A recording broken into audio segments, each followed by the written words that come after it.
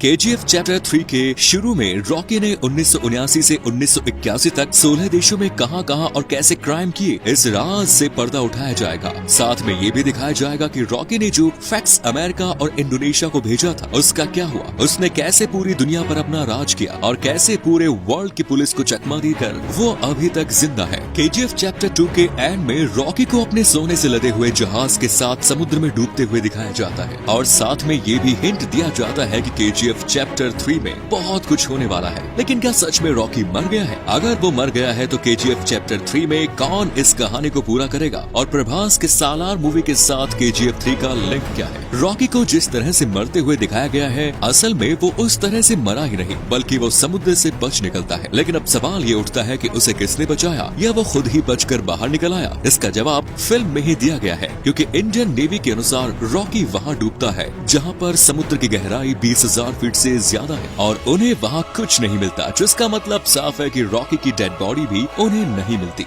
ऐसा अनुमान इसलिए लगाया जा रहा है क्योंकि हमले के टाइम पर अमेरिका और इंडोनेशिया की आर्मी भी वहाँ पर मौजूद थी। तो हो सकता है कि रॉकी उनके हाथ लग गया हो और वो उसे अपने साथ समुद्र से निकाल कर ले गए हो। अब थोड़ी सी स्टोरी के फ्लैशबैक में जाए तो याद कीजिए कि कैसे मूवी के एंड में रॉकी इंडियन, अमेरिकन और इंडोनेशियन गवर्नमेंट को एक फैक्स भेजता है, जिसके बाद उसके पीछे इंटरनेशनल पुलिस पड़ जाती है। लेकिन उसने ऐसा क्यों किया, इस सस्पेंस को मूवी में रिवील नहीं किया गया है। लेकिन इसके बाद इंडियन आर्मी रॉकी के जहाज पर अटैक कर देती है, जिसमें रॉकी को मरते हुए दिखाया गया है। रॉकी के डूबने के बाद एक इम्पोर्टेंट लिंक मूवी के एंड में दिखाया गया है, जिसमें यूएसए की CIA की फाइल को मेज पर पड़े हुए दिखाया जाता है। इसमें अमेरिकन रॉकी को सबसे बड़ा क्रिमिनल बताते हैं। अमेरिकन और इंडोनेशियन गवर्नमेंट रॉकी के पीछे क्यों पड़े थे, इस बात को भी मूवी में दिखाया गया था। असल में रॉकी ने 1979 से 1981 तक 3 सालों में 16 देशों में जमकर क्राइम किए। लेकिन इसके बाद क्या हुआ ये नहीं बताया जाता, जिसका सीधा मतलब केजीएफ चैप्टर 3 की कहानी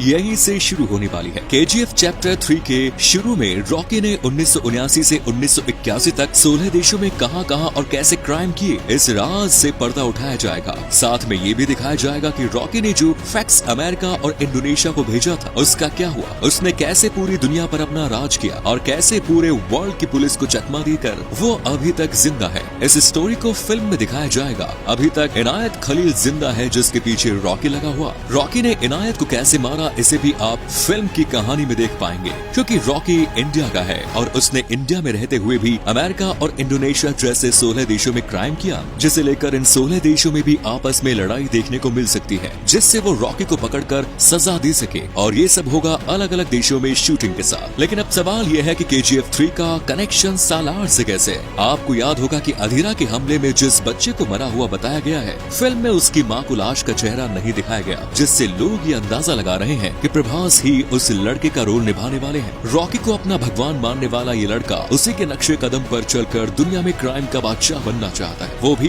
रॉकी की तरह दुनिया पर राज करना चाहता है। ऐसा इसलिए भी है क्योंकि दोनों फिल्मों के डायरेक्टर प्रशांत है। दोनों फिल्मों में बहुत कुछ एक जैसा देखने को मिल रहा है, जिसके बाद ये भी संभव है कि रॉकी के कुछ सीन सालार में देखने को मिलेंगे और सालार का कनेक्शन केजीएफ 3 के साथ देखने को मिल सकता है। इतना ही नहीं, जिस लड़के को अधीरा ने मारा था उसकी मां का रोल भी सालार वही औरत कर रही है, जिससे ये हिंट मिलता है कि केजीएफ 3 और सालार मूवी की बहुत बड़ा कनेक्शन है। मूवी में आपको उन सभी सवालों के जवाब मिलने वाले हैं जो अभी तक केजीएफ के दोनों चैप्टर में नहीं दिए गए। वो आदमी कौन है जो पत्रकार आनंद को रॉकी की बादशाहत की कहानी सुनाकर उसे गैंगस्टर से मॉन्स्टर बता रहा है? रमिका सेन रॉकी के बारे में ऐसा क्या जानती है जिसे वो दुनिया से छुपा रही है? इस कहानी में आनंद की किताब एल डोराडो को बैन कर दिया गया, जला दिया गया, लेकिन क्यों? जब केजीएफ सिटी पूरी तरह से जमींदोज हो चुकी है तो फिर रमिका सेन ने फिर कहां सेना से हमला क्यों करवाया? क्या रमिका सेन भी रॉकी से कहीं न कहीं मिली हुई है? समंदर में जब रॉकी और उसका सारा सोना डूब रहा था, तब उस टाइम वहाँ इंडोनेशिया और अमेरिका वाले क्या कर रहे थे? रॉकी अमेरिकी जांच एजेंसी CIA के निशाने पर कैसे और कब आया? इन सब सवालों का जवाब है केजीएफ चैप्टर 3।